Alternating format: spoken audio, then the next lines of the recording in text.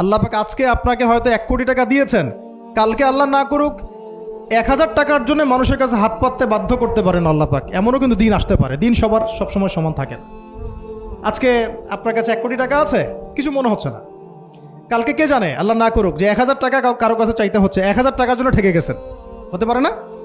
তো রিজিককে মানুষ তাজিম না করলে রিজিক দূরে চলে যায়। দুটো বিষয় খেয়াল রাখবেন, দুটো বিষয়। এক হচ্ছে মাঝে মাঝে মনের মধ্যে কিছু আমল করার ইচ্ছা আসে না? মনে হলো যে আচ্ছা একটু 10টা আয়াত পড়ি, মনে আসে না মাঝে মাঝে? এমন মনে হয় না? ওই সময় এই যে মনের মধ্যে যে এই ইরাদাটা জাগ্রত হওয়া, এটাকে আমরা বলি ওয়ারিদ। অন্য ভাষায় আপনি বলতে পারেন মেহমান। কি বলতে পারেন? এটা আল্লাহর পক্ষ থেকে আপনার কলবের মধ্যে মেহমান হিসেবে এসেছে। এখন আপনি যদি আমলটা করেন, সেই মেহমান বারবার আপনার কলবে আসবে।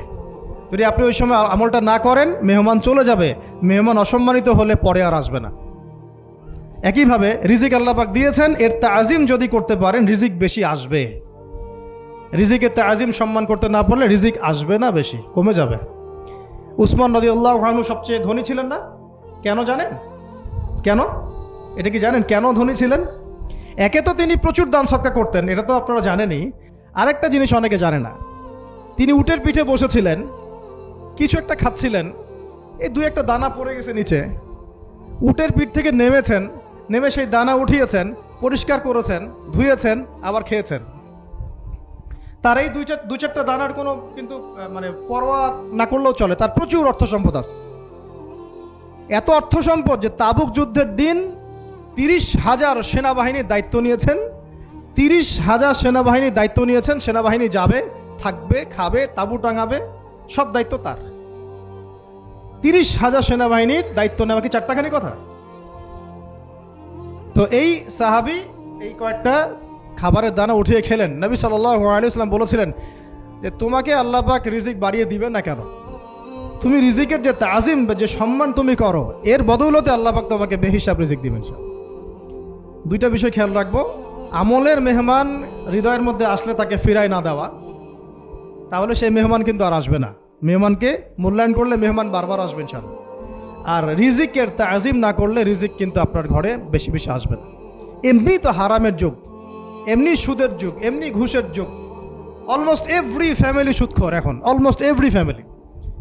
মেয়েরা স্পেশালি যারা শাশুড়ি টাইপের, আপনারা মাইন্ড করেন না, তাদের সাইকোলজি যে এতই নিচে নেমে গেছে এখন যে আমার মেয়ে জাহান্নামে যায় যাক, হ্যাঁ আমার মেয়ে জাহান্নামে যায় যাক, সমস্যা নাই, দুনিয়াতে সে যেন ভালো থাকে।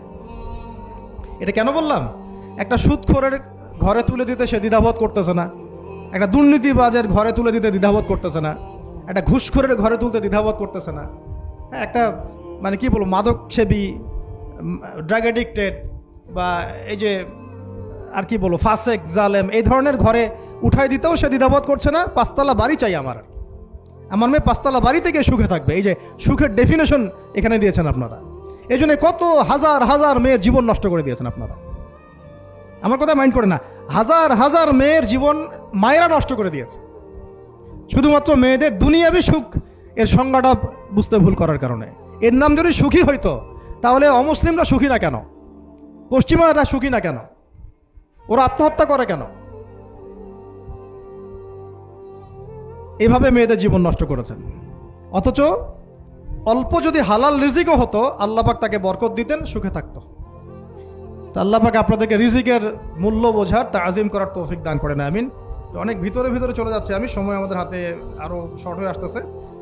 তো এখানে একটা কথা বলে দিব যে রিজিকের প্রসঙ্গ যেহেতু আসছে, যে হালাল খেতে হবে আমাদেরকে, হারামের দ্বারস্থ হওয়া যাবে না। আপনার স্বামী যদি হারাম খায়, আপনি স্বামীকে বুঝান, তাকে ওই চাকরি ছেড়ে দিতে আপনি উৎসাহিত করেন। আমি আপনাদেরকে একটা অনেস্টির সাথে একটা কথা বলি, যত এই যে প্রশাসনে যত ঘুষখোর আছে, ঠিক আছে, যত দুর্নীতিবাজ আছে, যত মাদক সেবী আছে, মাদকের ব্যবসায়ী আছে, যত সুদখোর আছে, এরা সবাই কেন এই খারাপ কাজগুলো করে জানেন? তার স্ত্রীকে ভালো রাখার জন্যে, তার মাকে ভালো রাখার জন্যে, তার সন্তানদেরকে ভালো রাখার জন্য। তাহলে স্ত্রী হিসেবে, সন্তান হিসেবে, মেয়ে হিসেবে আপনি বলবেন যে আমাদের এইসব ভালোর দরকার নাই আব্বু,